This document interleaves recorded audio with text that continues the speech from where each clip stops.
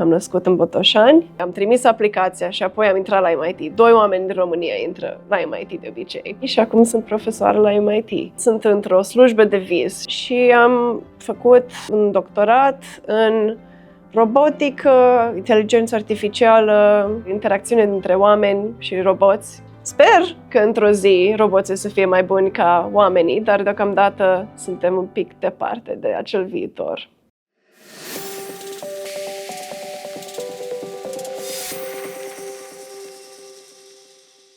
Mă numesc Andreea Bobu.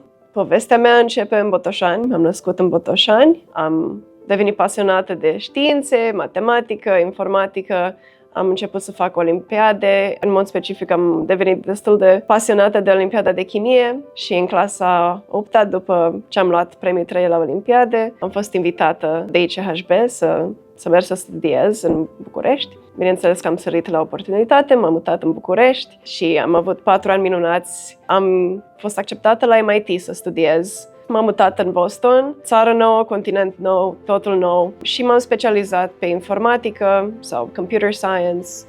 În timpul ăsta am devenit pasionată de cercetare. Am decis să merg imediat la doctorat. Am fost acceptată la University of California, Berkeley, așa că m-am mutat în California și mai departe de România și am făcut un doctorat în robotică, inteligență artificială, specific fac human-robot interaction, interacțiune dintre oameni și roboți. Am terminat în 6 ani, în 2023 și din fericire am reușit să primesc o slujbă la MIT și acum sunt profesoară la MIT, în CSIL și în departamentul de aeronautică și astronautică. Și sunt director la un laborator care se numește Collaborative Learning and Autonomy Research, sau CLEAR Lab. Nu știu exact cum să definesc tot ce înconjoară slujba de profesor. Pe o parte, predai, bineînțeles. Specific, semestrul ăsta predau un curs de inteligență artificială. Se cheamă Principles of Autonomy and Decision Making. Pe de altă parte, fac cercetare și asta îmi împlinește tot timpul.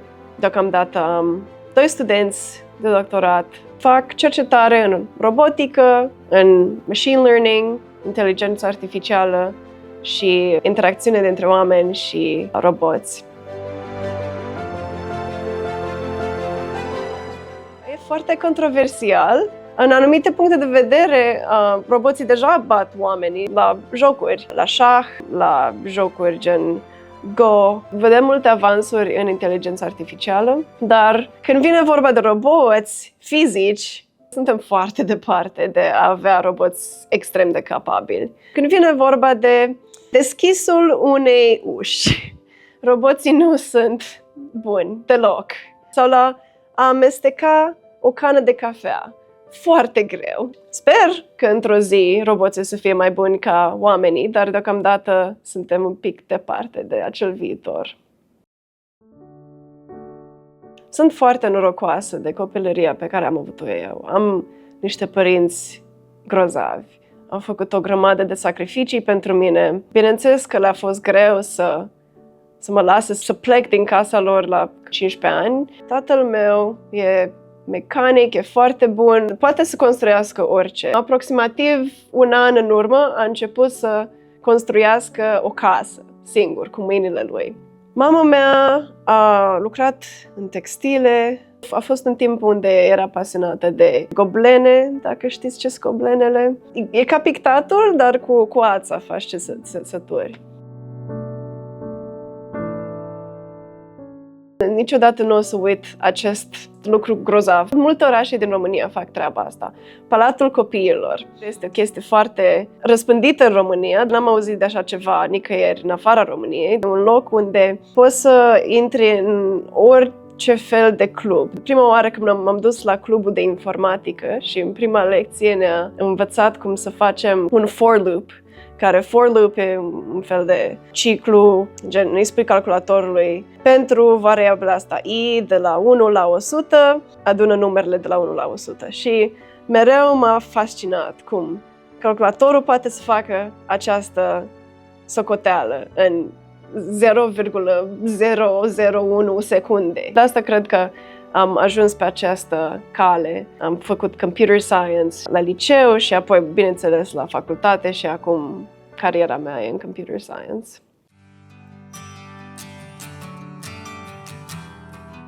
Excursia pentru olimpicii care fac bine la națională și am fost în excursia aia de mai multe ori, e mereu excursie în Istanbul și amintirea mea preferată e cum mergeam în bazar și știam 10 cuvinte în turcă sau 20 de cuvinte în turcă, dar reușeam să negociem tot timpul în bazar și era foarte distractiv.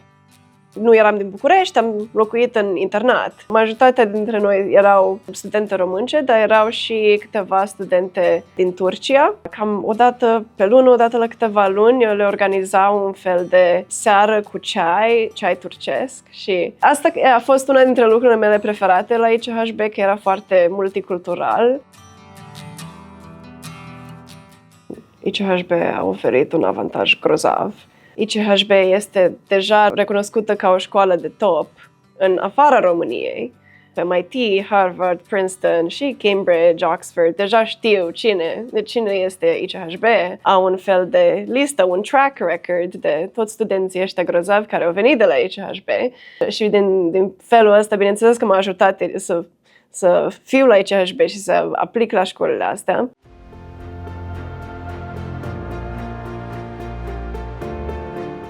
Provocarea mea cea mai mare a fost, clar, doctoratul.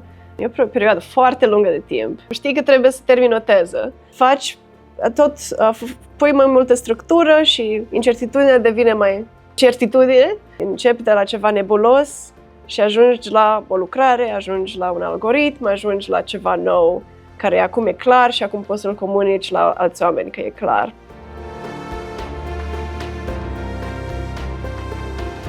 Faptul că am reușit să devin profesoară e cea mai mare realizare, pentru că ăsta era cel mai mare vis și acum sunt într-o slujbă de vis. Iubesc slujba asta foarte mult și pentru mine personal, faptul că am reușit să iau această slujbă e cea mai mare realizare.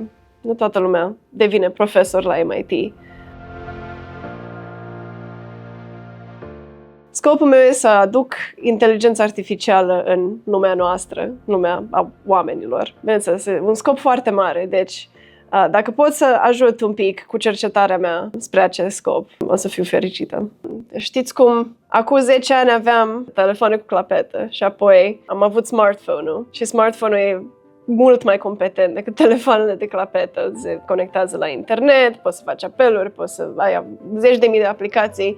Cam asta este scopul meu pentru robotică. Robotica acum e la un nivel la care e cam telefonul de clapetă. Roboții pot să facă anumite chestii, gen să meargă, să zboare, dar nu pot face lucruri mai sofisticate pentru noi, pentru oameni, încă. Din cauza asta, scopul meu e să ajut domeniul ăsta de cercetare, să împing domeniul ăsta de cercetare, să aducă roboții mai aproape de oameni.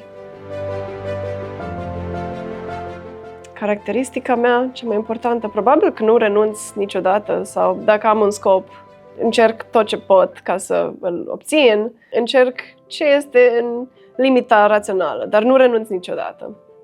E un clișeu, dar e un clișeu pentru un motiv bun. Să crezi în tine, să nu renunți niciodată. Dacă tu nu crezi în tine, cine o să crede în tine? Nu există scop prea mare sau prea mic.